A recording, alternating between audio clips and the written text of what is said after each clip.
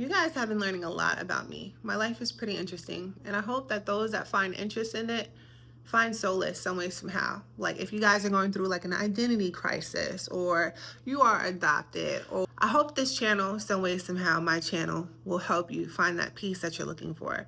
I pray that my channel, even though I'm sharing all my business of my identity, me being an adopted, and so much more to come, like girls' nights, and hopefully whatever God has in store, right? I pray that some way, somehow, you will find the answer within my journey.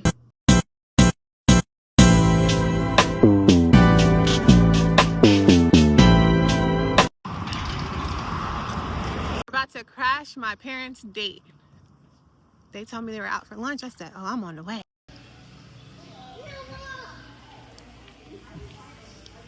Surprise! Hi guys! Surprise! Hi Daddy! So we over here crashing our... Hey Mommy. She's got a new toy. That's what Mommy was raised on. Mommy was raised on platanos, oxtails, peas and rice, that good Caribbean curry chicken. What else I was raised on, Mom? Rice and beans. Rice and beans, right? Yep. Yep, all of that. To the bodega, got a good Right. So what's the secret to marriage, a good marriage, you would say? Patience. Patience. What's another one? How about what do you call it? Patient and what do you call it? What? Friendship. Best friends. And, How long have y'all been together? 30 something years. How long? So what? Very long. 19. July 4th, 1988. Oh, you Yeah. guys met July 4th. Thank you. Thank you. July 4th, 1988? Mm-hmm. Ooh, that's nice. So what has been your favorite trip together so far throughout the last over 30 something years? Favorite trip? St. Thomas, Jamaica, Hilton Head. St. Thomas for sure. But that's where you're from. Daddy, you went from Puerto Rico to St. Croix. Why did you how old were you when you went to St. Croix? St. Croix, I was a little boy then. I went back and forth to Vegas. Vegas to St. Croix. Right. So what influenced your Rasta culture? Huh? What influenced the Rasta culture on you? Being Puerto Rican, but raised in St. Croix, what influenced you? Like, when did you become a Rasta? You know, listen to Bob Marley music and listen and reading the Bible of the Lion of Judah. Okay. So what made you move to New York, Ma? Following my siblings. From Lexington, South Carolina to New York. Yeah, following my siblings. They started out in the Bronx. Uh-huh. My oldest brother. My next to the oldest brother. The next, all of my older brothers, they moved. They migrated. But it's always good to come back. Come back home. You did that. Senior in high school, you said, Jasmine, Dolores, I am moving back home. I'm retiring. Daddy, how did you feel about retiring to South Carolina, the country? I know. Yeah, I don't. I'm gonna get my stuff together. I'm waiting for my food. Oh, okay. You wanna go to work? Coming? You wanna work with me? Go ahead. No. I don't want to. You gonna stand the whole time? So Tristan's a picky eater, so we'll most likely share this and take this home. No, honey. Okay. I'm excited. Thank you. No curry, no drink in sight, but I'll tear this up. I got my cola. Cocoa bread, you usually open it and put your beef patty in it. But because I don't eat meat, I eat it separate. Bread is my weakness. So bread and pizza, woo, and mac and cheese. So you guys met my parents. Yay. They're pretty cool. I love them. Love them, love them, love them. I think it's really interesting because, you know, as you guys are getting to know me more, understanding from start to finish and me being adopted and different things like that, you see a little bit more of the personality traits that I've earned from my parents, but you also get to understand me on another level in regards to culture. And it's interesting because, like, hearing how my dad's like, yeah, I'm from St. Croix. Well, Vegas, Puerto Rico, moved to St. Croix. But then with me being raised in that household, having the curry and the adobe, and then, you know, just that good spice and seasoning, I was also raised with the knowing that I was Black and Puerto Rican, morena and boricua, right? So it's deeper than the adoption portion because I really thought my dad was my dad. Like, backstory, my mom, she told stories, my real mom. So I really thought like my dad was my dad. Like, I had baby pictures with me and my sister with my dad. So I was like, okay, my real dad's raising me in essence. And then, but I'm adopted. But it was like crazy things that I would just assume, or from what I heard, so for 30 years, I'm like, yo, I'm Black and Puerto Rican. People always ask me, what's your nationality?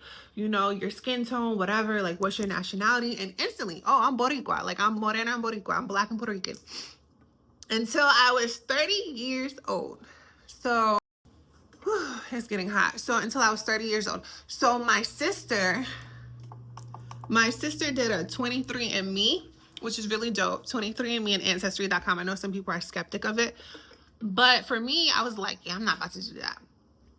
Anyway, I ended up doing it, and I found Sosas and Gonzalez. And you know that if you hear those names, Sosas, Gonzalez, Rodriguez, then you will know there's a hint of some type of Hispanic heritage behind it. So I started digging a little bit deeper and seeing that those Sosas and Gonzalez were from and then of course it showed anyway, like the percentage.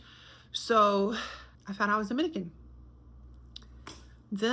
So for 30 years, I'm telling people, yeah, I'm Boricua, I'm Black and Puerto Rican, you know, but my dad was raised in Korea, that whole spiel that I just said. But this test had me dig deeper to understand that, no, sweetie, you're Black and Dominican.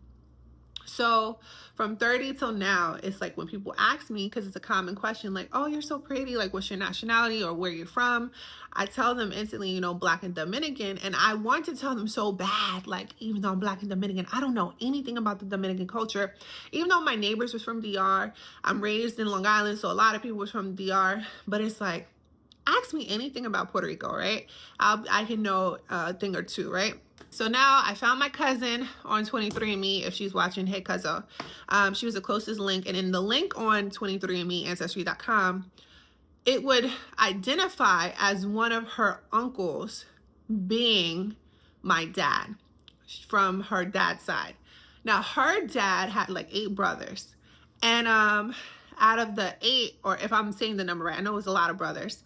Out of them all, there was this one of them speaks English, right? A lot of them, if they're still living, were older, speak Spanish, but this one, he speaks English, around the same age as my mom.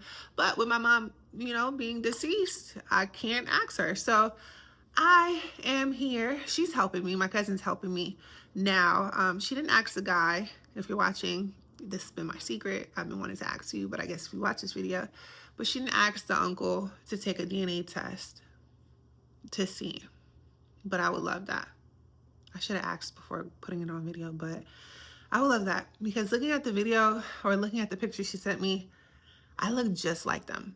Like, when people think of Dominicans, I mean, when people think of the Latina culture or Latin culture, they see, you know, light skin.